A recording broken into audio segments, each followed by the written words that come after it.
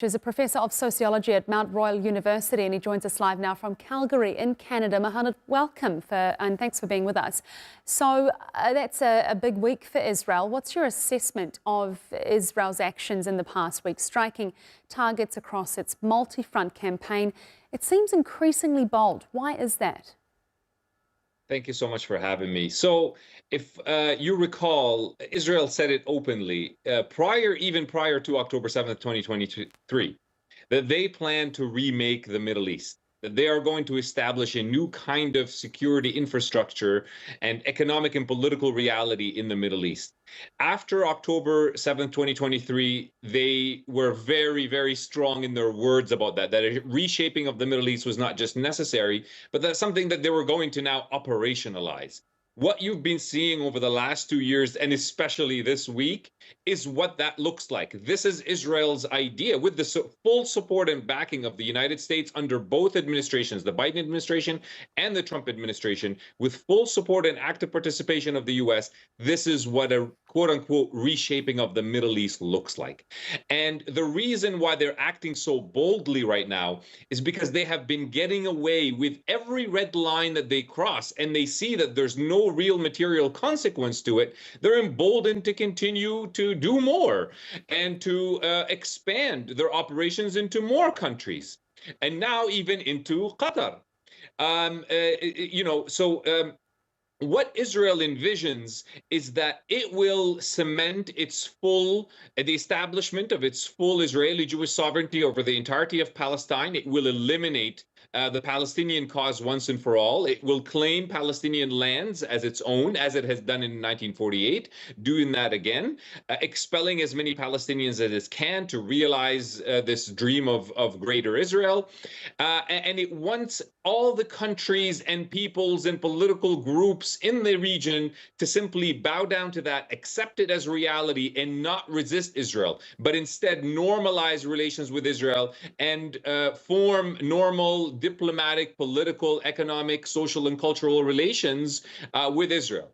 Of course, the problem with that plan is that it cannot happen without the unleashing of this great violence that Israel has been unleashing on the Palestinian people, the Lebanese people, the Syrian people, now the Qataris, the Yemenis, attacks in Tunisia, and so on. So this great violence is doing the opposite of Israel's vision of a reshaped Middle East. And instead of creating this, fantasy that they have, what they're creating is great insecurity, volatility, and instability. And Muhannad, you touched on the US role in all of this, and you mentioned the fact that the US hasn't acted to stop Israel in all of this. I mean, we're expecting to see a statement from Trump, a longer statement. Of course, so far he hasn't condemned strongly what Israel's done in Qatar yesterday. What are you expecting from that statement from Donald Trump? Do you think that the apparent shock that the White House felt when this strike happened will be enough to have Donald Trump have a stronger line against Netanyahu? I'm afraid not. And I'm not buying the idea that they were shocked. I think what they are disappointed in is that the operation failed. Let's underscore that. They never actually killed the leadership that they were aiming to kill. And Trump does not like to be associated with failed operation and with failure in general. I think that's the reason why they're distancing themselves. I think if they did manage to assassinate the Hamas leadership, I think you would hear a very different kind of tone and messaging even coming from the Trump White House. But because it failed, I think they're trying to kind of dissociate from it. But I don't expect any sort of serious consequence for Israel from the American side.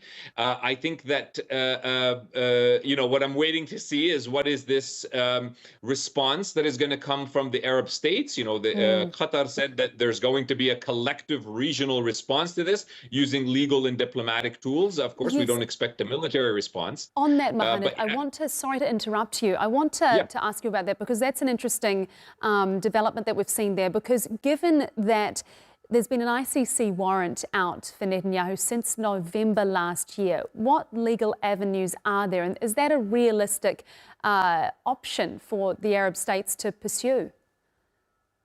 It's difficult to say if it's realistic, but should they pursue it? Absolutely they should. And they should go a step further, I think, and raise the price for the Americans. There's only one way to dislodge unconditional American support for Israel, and that is to make the case for the US that so long as you continue with unconditional support for Israel, you're not going to have good relations with us, with all the Arab states. And that's not something that will be taken lightly by the US administration, whether it's a Trump or any future administration. But they have to really mean it. They have to put it forcefully. They have to support it with some concrete policy positions that they're going to tell the US, look, this is not acceptable. And they should know that if Israel was so bold that they would attack Qatar, what's going to stop them from attacking Egypt? What's going to stop them from attacking Saudi Arabia, the UAE, all of these countries that are viewed as really, really close allies with the US? I don't think that they can sleep safely tonight and assume that Israel would not do the same to them as it had done to Qatar. So I think they do need a strong collective response that tells the Americans enough is enough. You're going to start to pay consequences if Israel continues on this path that you're allowing it to go on. Muhannad Ayyash, Professor of Sociology at Mount Royal University, thanks so much for your time. Really appreciate it. My pleasure.